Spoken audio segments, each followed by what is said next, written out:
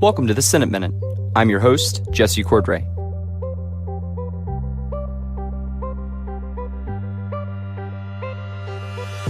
New to the Senate Minute is a short audio brief that includes commentary from members of the Indiana Senate Majority Caucus.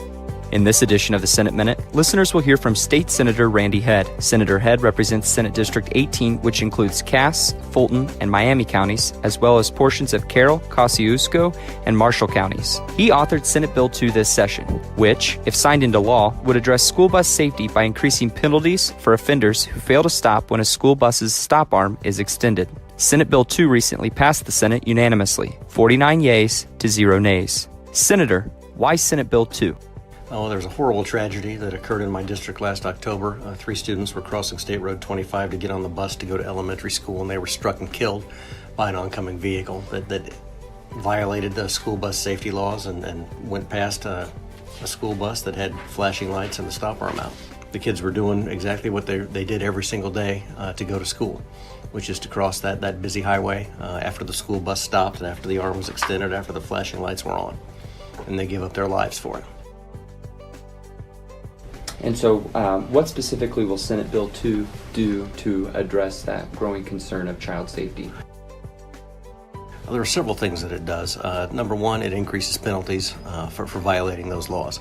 So if someone doesn't stop and they pass a bus just because they're impatient or they think there aren't any school children around, it'll take their driver's license. It'll have increased penalties, which I think is a good thing.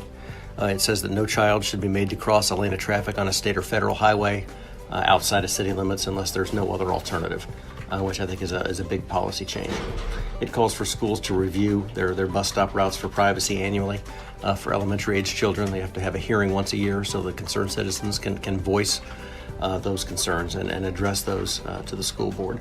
It also allows schools to enter into agreements with stop arm camera manufacturers to get those free of charge, and then anyone who's caught, part of that fine would go to pay the manufacturer, so we can get better security for students all across the state of Indiana. And then every time someone has to take a written driver's license test, there should be at least one question on there about school bus safety laws so that people are more aware of the problem. You've been quoted in saying this isn't a partisan issue, this is a people issue. Absolutely. This is about our child safety. This is not a partisan issue, this is a people issue. And in fact, we haven't had a no vote yet. All Republicans and all Democrats have voted in favor, which I'm glad to see, and which the parents of those children are very grateful for. What's the outlook from your co-sponsors in the House? Well, I feel good about it. We had a press conference early on in session, and we had Republicans and Democrats there backing the effort. I've got Republicans and a Democrat on the bill, and I certainly hope for more to get involved in the House. But I think it's a collection of really good ideas, and it's horrible that we had to endure this tragedy in order to start thinking about these issues, but that's what happened, and we need to react in a way that is intelligent, that exhibits the common sense that Hoosiers are known for, so that no other family will have to go through what that family in Fulton County is going through right now. Knowing that you don't want another community to have to endure that, what's your message to your constituent base about their reaction to the bill? My district is incredible, and this family has been incredible. They've come to the State House to speak. They want publicity for the issue, so people slow down, and that's really my message to the rest of the state, is when you see a school bus, everybody gets impatient. You want to get to work or wherever you're going, but just the fact that you don't see a child doesn't mean that a child's not there. And if you pass that school bus, even if you're sure that everything is safe, it might not be, and you could be sacrificing the life of a child. So I want everyone, all of us, including me, to be more patient and more responsible as we're driving to and from work and all the other places that we go. Is there anything that you'd like to add or state for the record? I'll say again that this family has been really inspiring, and I don't know how you discuss the death of one child, much less 3 children that happen at the same time. But they get up and they do it time after time because they're passionate about this cause.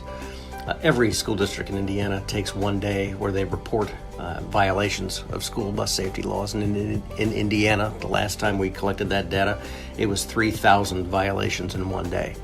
You go to school 180 days of the year, think about that. Tens of thousands of violations are normal in every year in Indiana, and that is way too many, and we've got to reduce those. Everybody has to be more careful. Thank you, Senator Head. Senate Bill 2 will now move to the House of Representatives for further consideration. To learn more about Senate Bill 2, go online to iga.in.gov click the Legislation tab and find it under Bills. Thank you for listening. You can subscribe to the Senate Minute on your podcast app or listen at IndianaSenateRepublicans.com. Click on Media Room and then click the podcast button to listen in. You may also find the Senate Minute on social media when you follow Indiana Senate Republicans on Facebook, Instagram, and Twitter at Indiana Senate GOP, IN Senate Republicans, and IN Senate GOP. I'm your host, Jesse Cordray. Have a great week.